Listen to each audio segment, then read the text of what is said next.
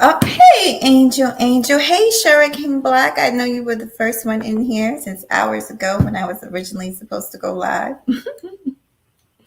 Y'all, I'm a mess, but I'm doing better. I actually, with this time, right? I was on time this time, right? Just a minute behind. Um, hey, Chaos. Good to see you. Chaos, you've been making your reigns on these panels, honey. So, this, it's been a while since I've done, I felt like serious topics, which is really honestly the root of my channel, talking about finances and Black folks, talking about Black economics. Haven't done that in a while. I love hip hop. Those of y'all that been watching me know I love hip hop. I'm a hip hop head, which has gotten me into a lot of trouble as far as with YouTube. Okay, issues with copyright left and right. So I'm gonna avoid doing that. I am going to share some clips of some videos that I want you guys to listen to. And of course, we're going to be using these for educational purposes only. And we do not claim to be the owner of these original content. Okay, so we'll get into that. But as it says in the title, I'm going to be talking about my love of hip hop and why. Hey, Emmanuel Briggs, good to see you, sweetheart. And why I do love hip hop so much. I've come up against a lot of opposition about hip hop in general, about rap music. And I think, and I'm talking about in my real personal life, like particularly with the older generation that just did not understand, as far as I'm concerned, the movement. Because hip hop initially was a movement. It was a way for artists to voice and tell their stories. Um, it was not what it has become now. In a lot of ways, I would just dare to call it a cesspool of just foul language, just filth, money, sex, drugs, right? Just like rock and roll, money, sex, drugs. But when it initially started, it was much needed. It was much needed because y'all welcome. I'm not looking at the chat. Welcome in, everybody. There were, when I go back to, I mean, I can't say the origins because they all kind of started coming out at once, right? We had Ron DMC, we had NWA, we had Eazy-E, we had all these different people. We had Dougie Fresh, we had like these are the beginnings. So let me tell you about my love of hip hop.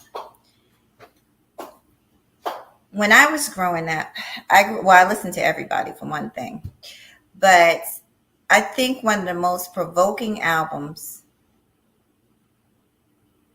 ever, and it's actually studied in college campuses.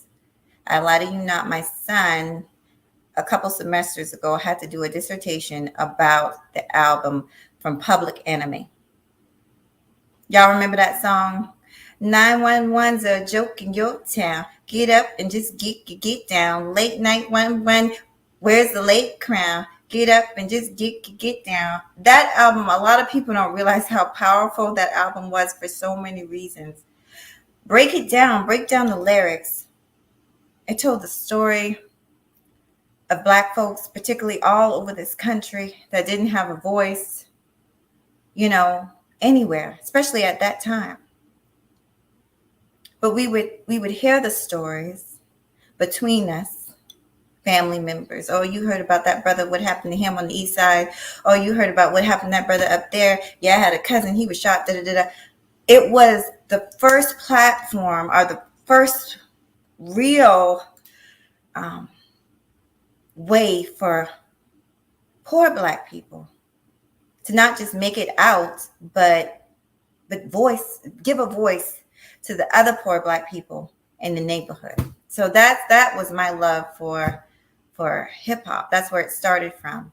I love that album. I loved NWA.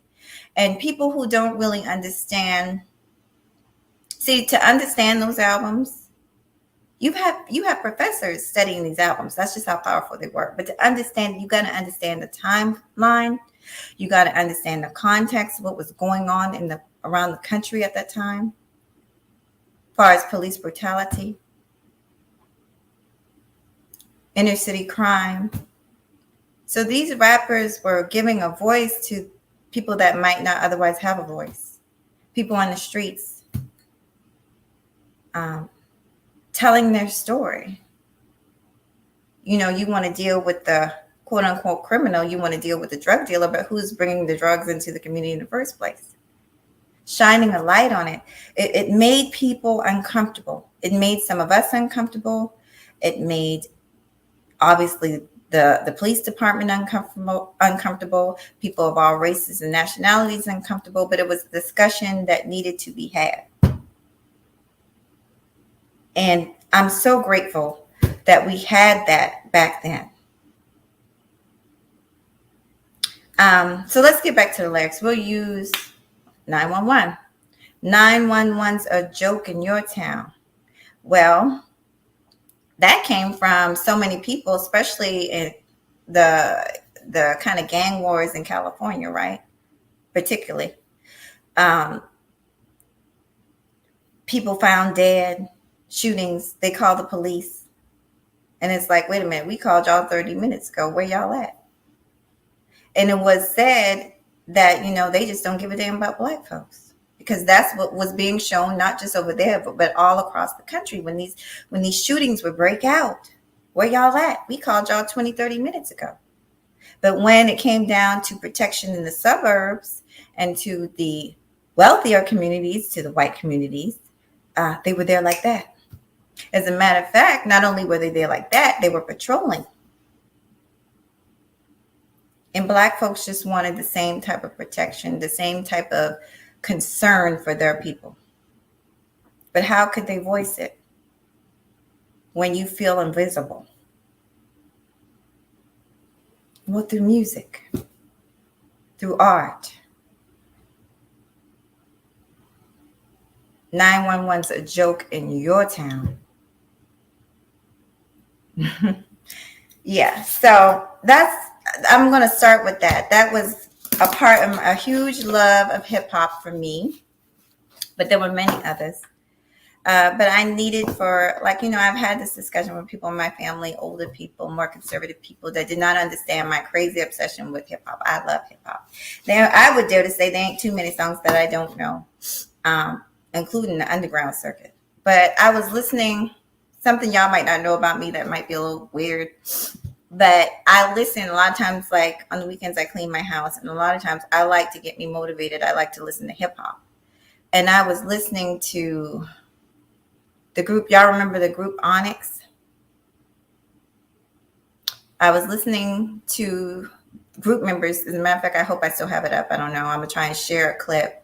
But I was listening to them do an interview, not just on Vlad, but it was a guy named Math Hatter or something like that. But they were doing an interview about battle rap.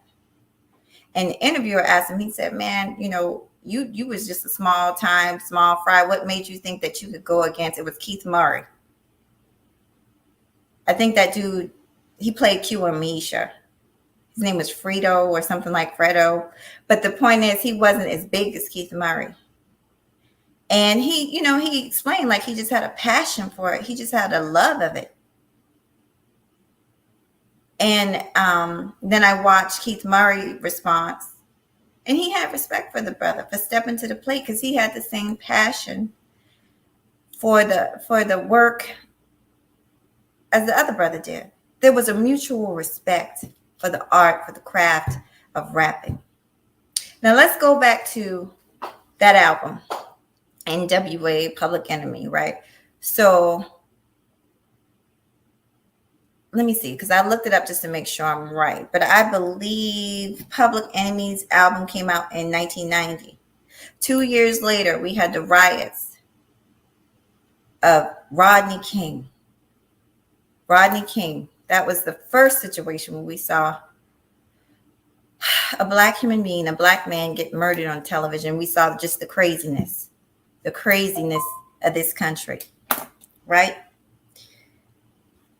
And we had a sister who was actually a lot of people don't remember her a lot. I felt like she was one of those powerful sisters that really went under the radar.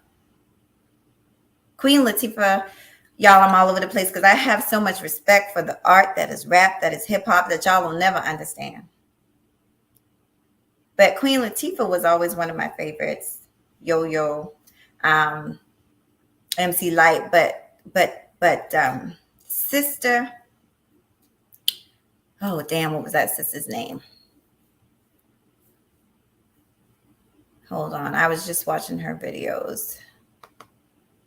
Beautiful chocolate sister from New York. She was a part of Public Enemy. Y'all, I done deleted everything. Hold on, I'm gonna find it.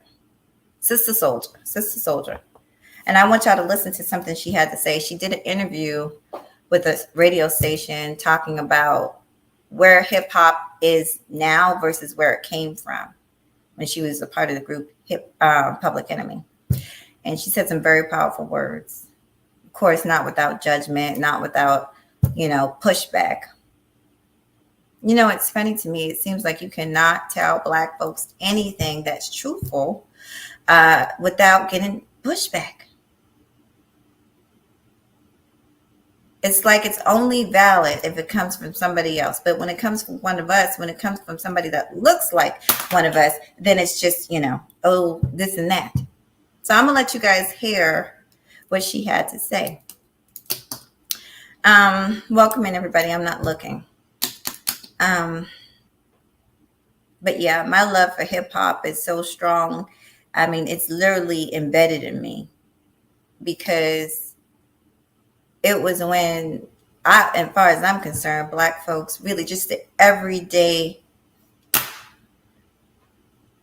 Black people, hood girl, right? I need around the way, girl, right? That's the one for me. It was when we really got a voice. We always been trendsetters. Bamboo earrings, right? At least 2 pair. And it's like we do these things. We're so creative, but we never see the good in it until it's on somebody else, until it's on a Kim Kardashian or somebody else. I've talked about this, y'all. I've talked about this before. Black girls been wearing cornrows for years, but it never became the hot, sexy trend until the Kardashians did it. Y'all remember that? And I'm thinking to myself, we've been doing this since we was like damn near in diapers wearing cornrows. Now it's a fashion trend now. But I'm going to be quite frank with us. A lot of that is our fault because when we do something, we never stand behind one another. We don't give each other the support. I'll never, I won't say we let other people steal the culture, but we don't fight for the culture. Half of us don't even take pride in the culture because we don't understand it. Oh, it's filth, it's this and that. No, those men and women were telling a story that needed to be told from their perspective. When else would you listen to somebody walking the streets talking about selling dope, talking about having to shoot somebody to save his own family's life? Where else would you hear those stories being told, especially at that time? There was no internet at that time. And even once we got up to speed where there is internet, I mean, most people in the very beginnings, most people didn't have those type of things to spread the word. Now things are a lot different. So I want you to listen to the Sister Soldier, and what she said. First of all, before I play that, let me say hello to you guys. Hey, King Raymond, Darth Lowe. Oh, why you say I'm a troublemaker? I think 9-1 was a joke. Oh, let me tell you about that. When my son, I can't remember the class that he had to take, but I said, your professor wants you to do a dissertation, a breakdown of this album? A Caucasian lady. And he said, yeah. And then when I researched, all you got to do, if you don't believe me, is research it. Google it. Google that album, Public Enemy. And you will see so many professional writings about the importance of that album. because it shined a light on how some of the country lived, how people in some of the country had to live, the things that they had to go through. Why is your neighborhood more important than my neighborhood?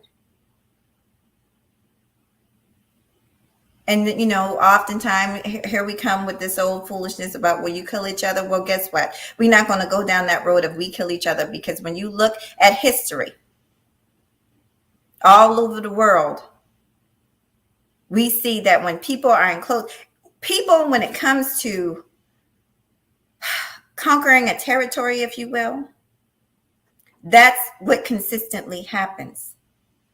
That's what consistently happens. And when you throw in a territory, a very small territory, where people have no power, where people have no financial strength, where people don't own anything, aren't able to get anything, right? Because they're constantly being denied.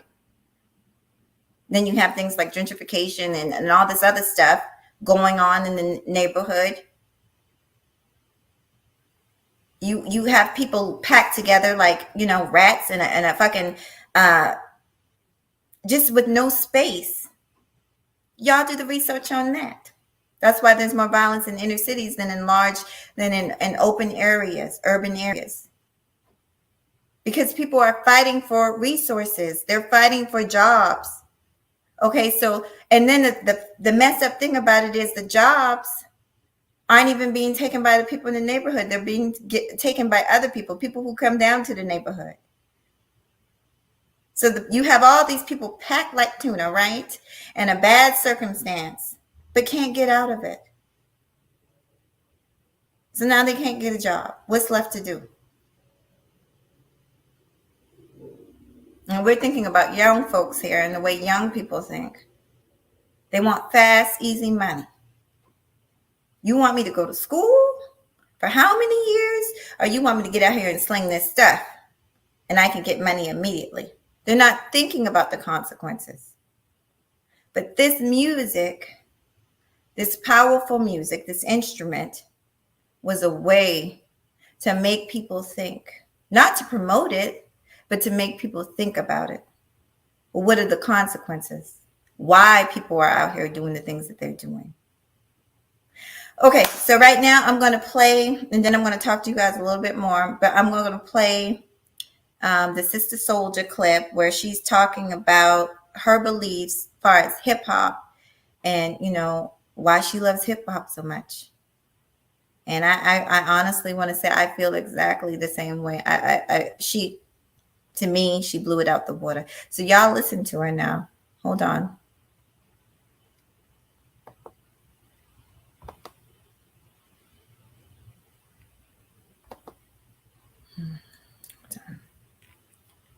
Welcome, y'all. I'm not looking at the chat. I've got so many tabs open. Let's see here. Best way to do this. Okay, so this is what I'm doing. I'm going to play the clip. Y'all let me know if you can't hear. Hey, Third. Hey, Willie. Hey, Sharon Marie. Hey, y'all. Y'all give me a second. So this is what it is. I'm going to play the clip, and I'm going to mute myself, but you guys should still be able to hear the clip, I believe. Okay, so here we go.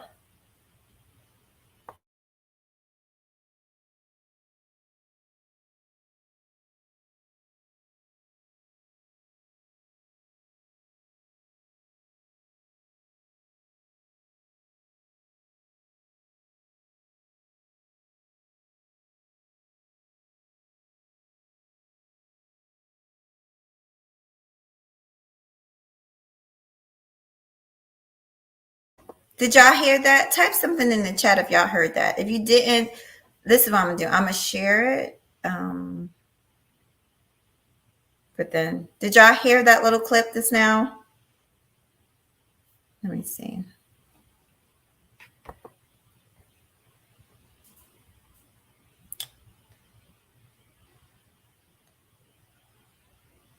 Okay, thank you, Third. Give me a second. This is what I'm going to do. Hold on. Oh, I should have came up better with this right here.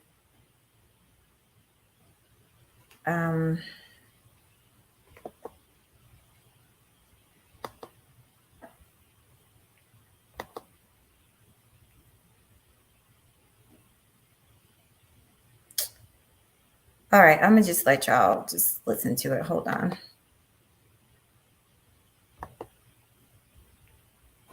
Curious to know your insight or your perspective on hip hop in general and male hip hop. You coming from a historical group, a legendary group in Public Enemy, and then to kind of see the evolution of where hip hop went from there to gangster rap to what we have today, to the dance rap to now what we have, but also what seems like a recent rash of violence. I know it's nothing new, but we're able to see it in front of us now with the cell phone. What do you think about hip hop and how it's affecting the Black male? Or what's your perspective on hip hop when coming to the Black man? Are you talking about from the beginning of hip hop, or are you talking about now? Okay, walk us through the time from Public Enemy to now. I'm interested to hear that. Well, I love hip hop. I always loved hip hop because I thought it was a forum, you know, and the only place that you could hear the thoughts, the ideas, and the fantasy of other young Black men and women. I was closest to Public Enemy. At the same time, I appreciated other people's and other groups and other artists' storytelling, even if their storytelling wasn't the same or didn't have a political emphasis or anything like that. So back in the day, you know, I liked Rakim, of course, and Big Daddy Kane, of course, and Dougie Fresh, of course, and you know, all of the MCs. I just loved the storytelling. Slick Rick, the storytelling I thought was phenomenal, and then the flow, just the way you put the words together, and then also MC Light, Latifah. So yeah, I liked it all. As it moved on, because time brings change, and it was more like the Foxy Brown, the Little Kims. I appreciated the word, the way they maneuvered the words and delivered the words, but I didn't appreciate the meaning and the impact, you know, of what they were saying, because I felt like it was missing so much that our community needed. But I also realized that not everybody looks at themselves as a community servant. Some people just look at themselves just strictly as artists. And a lot of people resist or get angry if you try to force them into the role model, you know, position. So I try to, with hip hop, listen to the storytelling, the wonderfulness of the storytelling, and not, you know, try to make everybody do what Chuck D did, or what I did, or say the things that we say, and be the things that we represent. For me, to this day, Chuck D is the dopest MC.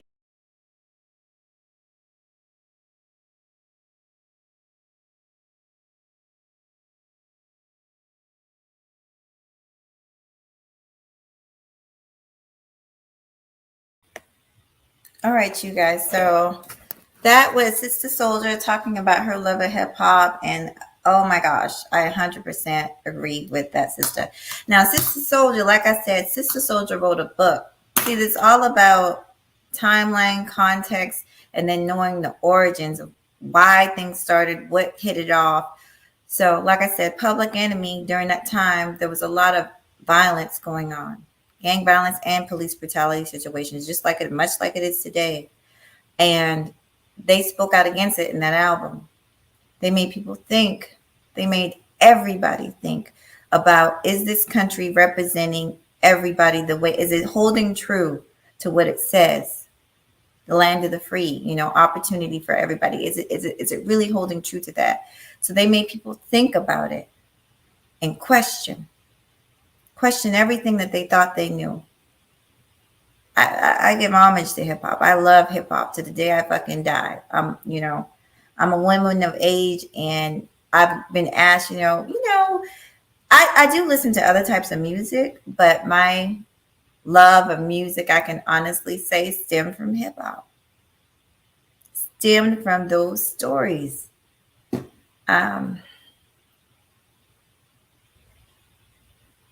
Like I said, I think it has been, it's a shame what it's become really quite now. I'm not trying to say that they're not powerful artists, because they are, but I think it's become definitely more commercialized, and it's not so much about the messages, it's about the almighty dollar. And that's okay too. Like she said, I can't expect everybody's message to be the same, but we have choices and we have decisions to make when we choose to support somebody, right? Whether it's through music or whatever it is that they're doing. So now that I've got that out the way, my love of hip hop, how does this tie into the topic, right? The topic is breaking the chains. Well, hip hop, in my mind, broke the chains off of a lot of people's minds, and it made them think about the type of society that we want to live in. Is this the type of society we want to live in? So breaking the chains, the way when you hear that term, you think being enslaved. And I'm gonna be honest. When I'm a type of person, I like to observe. I'm a thinker. I'm a watcher.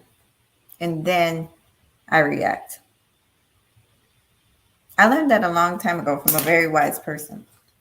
Because I used to just pop off. I used to just pop off real quick, real easy. And even now, that's something I still kind of struggle with at times. But I've learned to take it easy, sit back and be cool, and observe things for a while. So when you talk about breaking the chains, me, and I've told this story, when I converted years ago to be a Hebrew Israelite, there was something that happened to me. Something I can't explain it. It was an eye-opening experience. It was almost like a new birth, a rebirth. Everything that I thought I knew, I didn't know.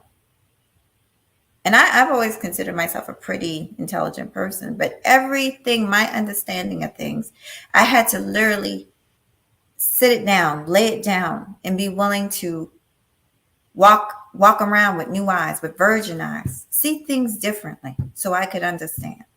What am I talking about? Okay. When I first came, when I first came across a Hebrew Israelite young man, and he asked me questions. And I, right off the bat, I thought I knew all the answers. He said to me, you're so smart. But if you don't open up your eyes and your mind, it's all going to be for a waste. It's just going to be for a waste. What am I trying to tell you? I'm not going to beat around the bush.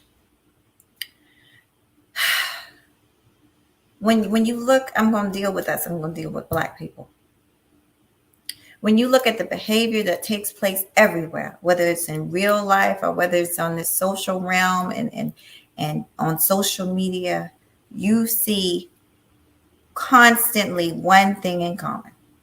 You see a constant disrespect from us to one another. Not so much anybody else, but from us to one another, to people that look like self.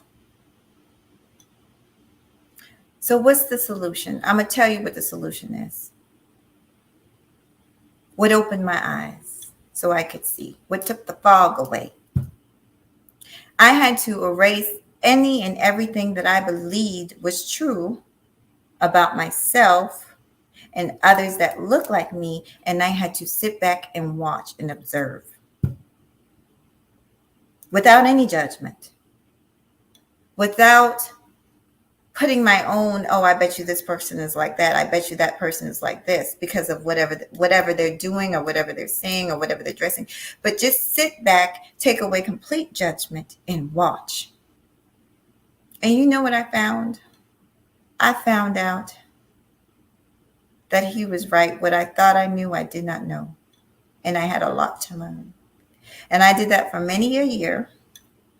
I watched and observed our people for a long time. And if you sit back and watch and observe people, you will see that not only have the chains not been broken, they are wound tighter than you ever could imagine. And that's the thing. People don't understand, when I say that, they might think I sound crazy. What do you mean? We have freedoms to do this, that, and the third. We can date who we want, see who we want. We can live in any neighborhood we want. We can, if we can afford it, we can, become anything we want. Very true. But what about all the red tape that's never discussed, that hinders the majority? You will always have some that are able to break through the net, right? Some of us that are able to break free. But what about the net that's casting and trapping the majority of us and holding us back? And why that those of us that are able to break free, or so we believe that we're broken free, why don't we come back and help the other ones get free? Ask yourself. Ask yourself. Now, not to choose, hey, Auntie, hey, sweetie, hey, Casper. Casper time. Your name used to be something else, wasn't it? Okay, y'all give me a second. I'm going to get back to this. Y'all know I lose focus, but we'll talk. It's good to see y'all. Because I've got to hit on these points, y'all. Why don't we help one another? Well, like I said, there's 3 things that need to happen to offer a solution. And that's learning the origin, understanding the context, and understanding the timeline of events. Those things have to happen, and they have to happen together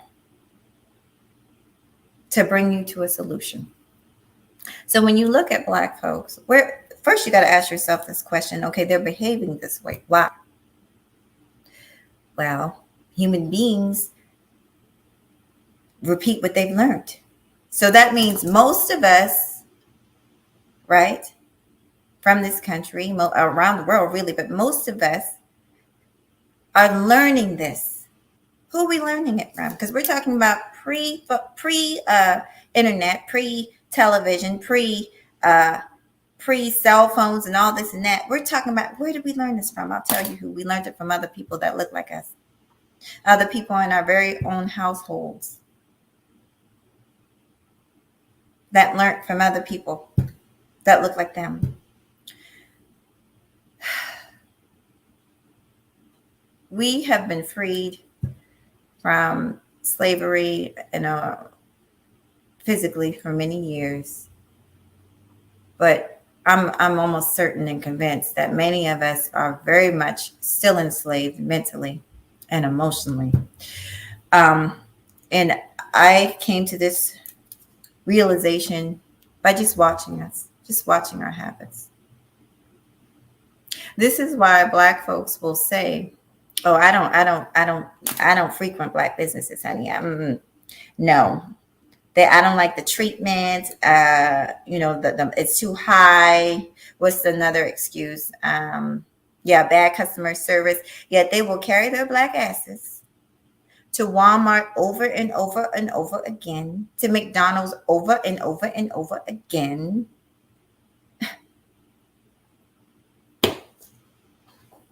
Bad service and all. Whether people are getting paid pennies on a dollar, honey. Observe, people. Observe and be quiet and try and understand it. Once you can understand it, then you can better deal with it. Because then you can share your knowledge with other folks that they just don't see. They walk around blind. A lot of us are walking around blind, not understanding the way we act, why we act the way we act, because it's how we were taught to act. And we were taught this way by the people in our very own households because they were taught that way. And we don't like to talk about our history in this country as far as being enslaved, but it did a job, honey. It did a job. And here we stand, 2022, still dealing with the repercussions. But at what point do we look at ourselves, see it, and decide to come up with a solution for it? Not become a part of it, not be a victim of it. We was raised all, in an environment that was dysfunctional from the very get-go. Make no mistake about it, that environment was toxic from the very beginning.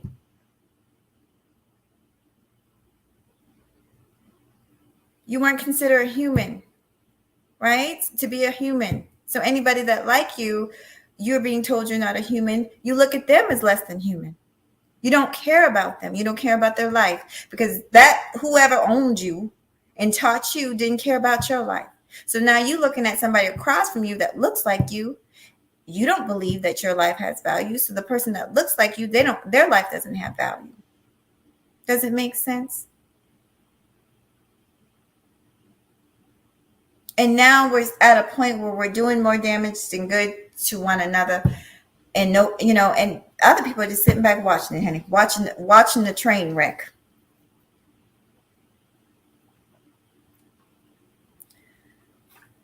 But I'm going to tell you, I have hope. I have hope and I have belief because I have an understanding. Watching us, going back, researching, looking up things, finding out who we were before we even stepped foot on this land. Some of us were already on the land. We were all around the world. Finding out that some of us came from royalty, kings, queens, built amazing things. Do you know that the pyramids is still one of the 7 wonders of the world?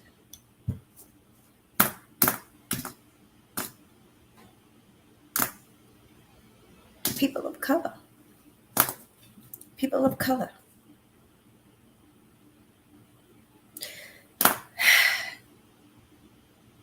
So now you've educated yourself. You've done the research. You've looked and you say, oh, we're from a great lineage of people. Why can't the other people see us for who we are, the way I see them? Why can't they see? Because they were taught not to see. They were told that they didn't measure up to other people, right? That they scored the lowest on this test and that test, not mentioning the fact that the tests were never the same or never fair, or they didn't have the same opportunities to learn, right? We're not going to mention that part. We just going to say that you guys don't measure up. Some of us were told that we are less than feminine compared to other nationalities and races of people. And I'm thinking to myself, how can this be?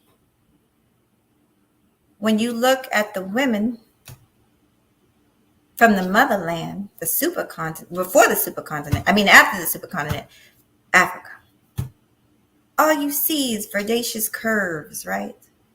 Verdacious curves everywhere you go. Hips, thighs, made for childbearing. Breasts, made for, nurturing babies. But all of a sudden, we get over here and we are the lowest class of example of femininity. All of a sudden, maybe you were told that you could never be anything except an athlete because you were strong. You had a strong back. You know, don't think about being a doctor or a scientist or, you know, an engineer. Just focus on, you know, playing games for us, entertaining us. We'll pay you for it. Yeah, we'll pay you for it.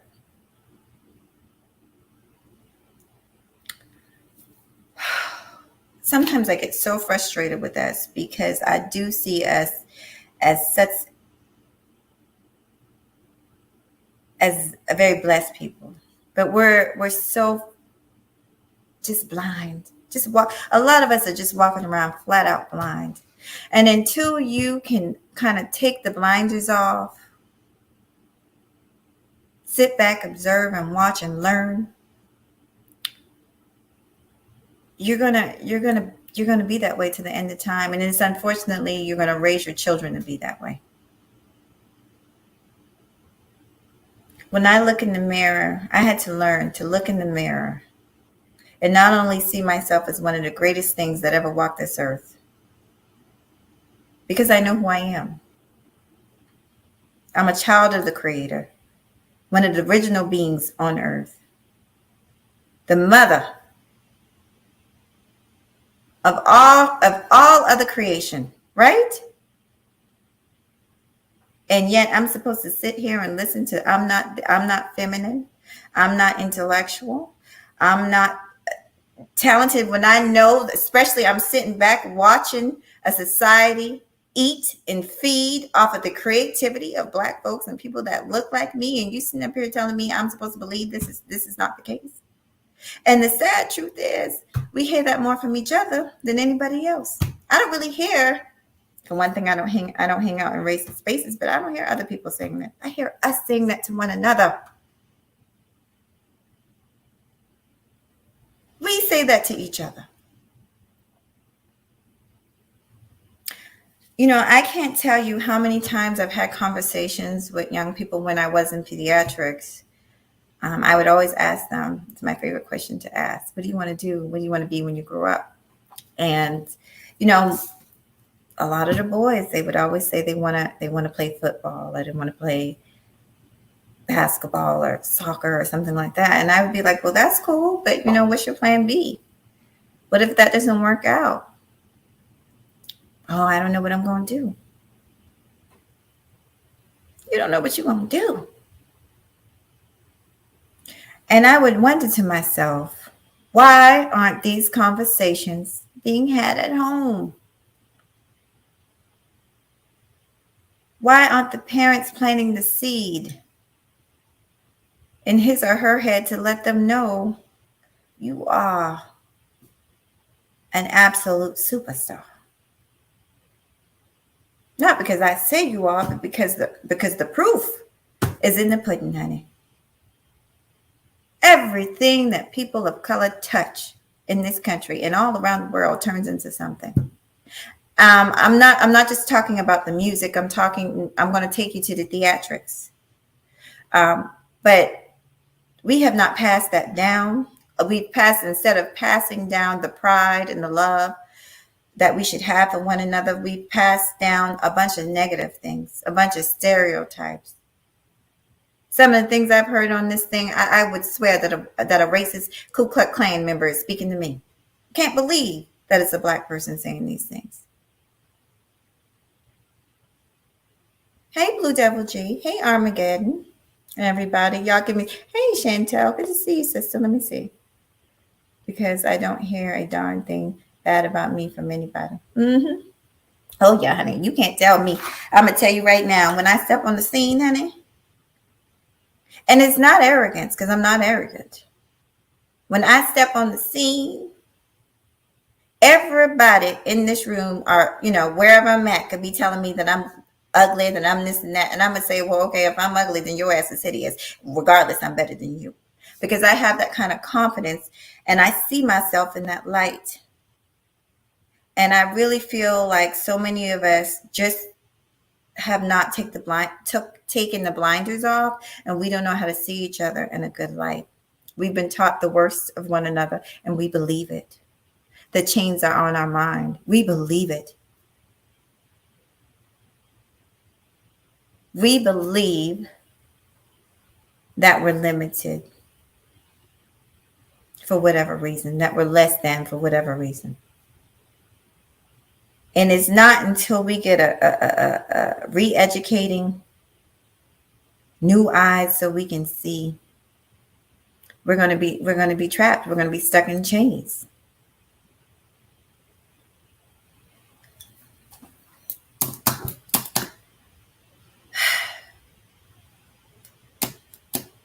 I'm trying to think of where to go now because there's so much that I need to make sure that I've touched on before we go on to this next clip. Hey, Pow Pow. Yeah, I love hip hop, baby. I love hip hop to the day I die. But like I said, unless if you're not a fan of it and you don't understand the origins and everything that was going on, Sister Souljah, let's go back to Sister Souljah. Sister Souljah wrote her book after the Rodney King riots. Sister Souljah, and I'm going to just say this and I'm going to let it go and we're going to go on to the second clip. You guys just hang in there with me. Sister Souljah did an interview, and this is where she caught hella lot of flack. But if you actually listen, this is why I don't really like the way the media does things, because they will clip stuff and twist it and do all this to fit their narrative. What the sister said was plain and simple. And I watched it today. She was on Phil Donahue. This is way back. And the brother Cornel West, and I love Cornel West. I do. I really appreciate Cornel West. If you guys don't know Cornel West's ideology, he's very, I want to say he's a liberal, and he's,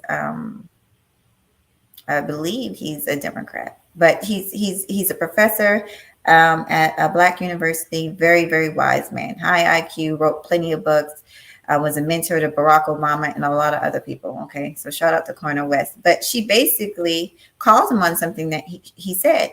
He was saying, well, these people, she brought up the fact that, listen, these cops or these racist cops that are killing us in the street, we can't say that these people are for us. We can't say that these people are our brothers and sisters if they're killing us in the street. But the way the media took it is, oh, she's just saying that, raise war against white folks. That's not what she was saying. And you guys can look it up if you know what she was saying. But I guess maybe the way it came out was she was saying plain and simple.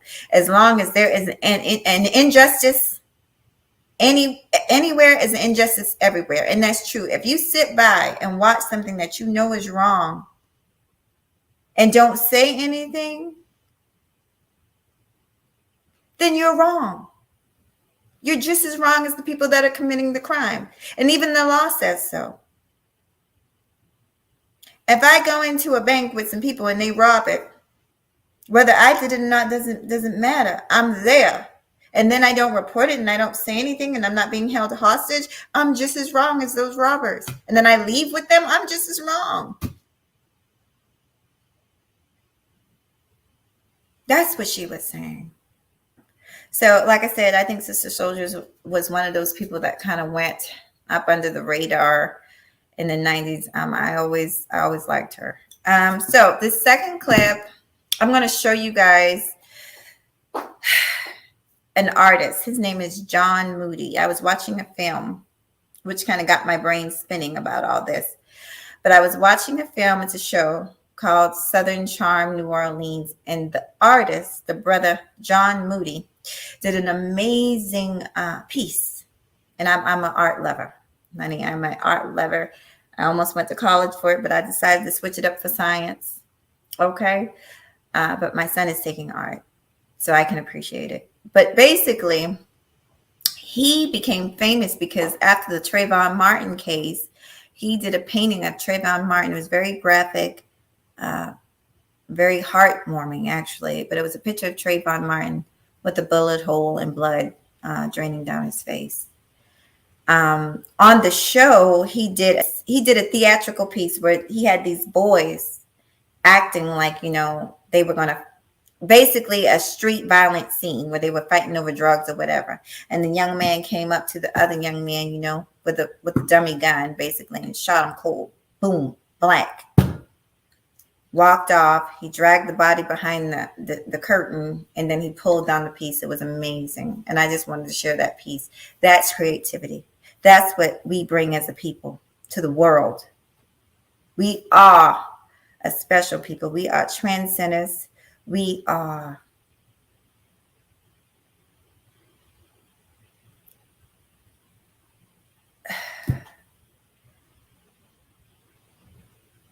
what keeps the earth moving. In culture, with music, and dance. That's another thing. I'm going to break down the history of dance in our culture. With theater, with writing, with painting, with so many different things, with jewelry trends, with fashion, right? We move with this society with our creativity. And we need to respect each other for what we bring to the world.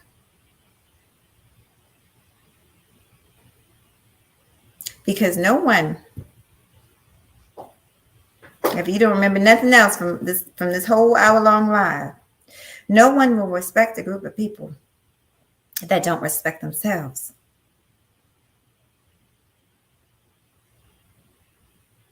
Okay, so let's go ahead and let me see if I can find this piece. Hold on, y'all. Let me go back. This is not the one I wanted you guys to see. Hold on. John Moody.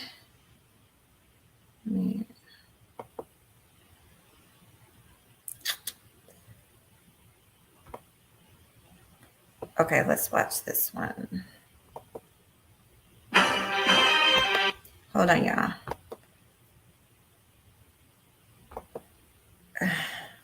Welcome, y'all. Welcome, Adam James. Welcome, Passe, and welcome, Beast Guys. Y'all give me a second. I will go through and give y'all your props for coming through, but I'm going to try and find this video, then we'll be out of here. Hold on.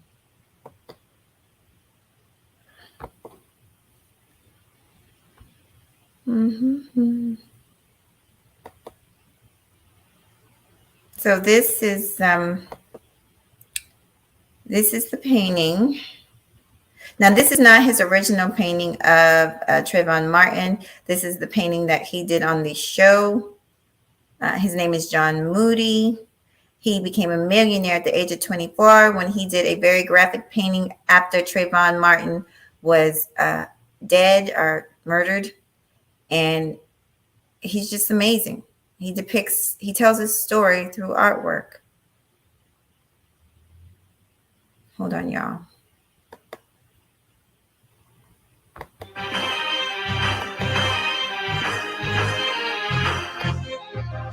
I'm always obsessed with improvement and pushing painting to something more spectacular than what it already is. I take a lot of social issues, a lot of political issues, even segregation or issues about objectification, and I try to depict them in painting. Since SCAD, my career has been phenomenal.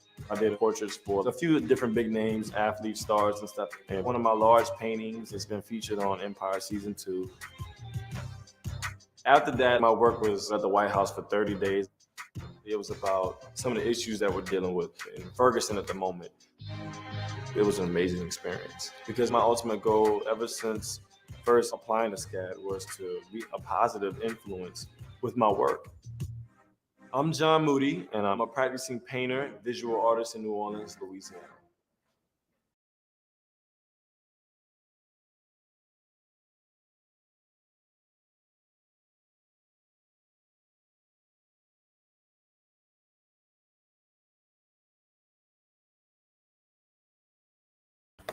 All right, you guys, I'm back. I hope you guys enjoyed that. I hope you guys took something from this live. I hope that I did offer a solution to you. The solution is take your blinders off. The solution is learn new things. The solution is stop being so judgmental against people that look like you. Look at people for who they are, where they came from, the struggle, understand it. Then you can do more to help them. And then once you look and learn that you are really the creative being that you are, that the Most High gave you power to be, that you are strong, you have made it through all types of oppression all over, then you can look at your brother and you can look at your sister and have that same type of admiration and that same type of love for him and her, and you can show him respect. Respect enough just to hear them through. Respect enough to be patient with them. That's all. Now let me, oh my gosh, Chantel, you're so sweet. Thank you all for coming through. Let's see what she says. When you know who you are, nobody can tell you who you are. Talk that talk, sister. Thank you. I really appreciate that. Chantel, do you want to drop your chat? Somebody drop Chantel's channel in the chat. Y'all, I'm so tired. I'm always tired. I've been up all night. Thank you so much. And that's true. Thank you, sister. I appreciate it. Thank you all for coming. Let me scroll up and see where I stopped at. I think I said hello to everybody. I sure did. I think so. Yeah. I'm just reading. Is this your channel so I can catch the live stream? Mela, I'm not sure, honey. Okay, I'm just reading through, seeing what you guys say. To choose the way. Yeah. Okay. Okay, was already subscribed, never got a notification. Yeah, YouTube be playing with us, y'all. I remember 2 people I was subscribed to went back and it said I wasn't subscribed. And I'm like, what? Hey, Blue Devil. I was like, what's going on? Okay, I think I see all you guys. I appreciate you. Thank you, sweetheart. And thank you all for coming. Enjoy your weekend. Peace.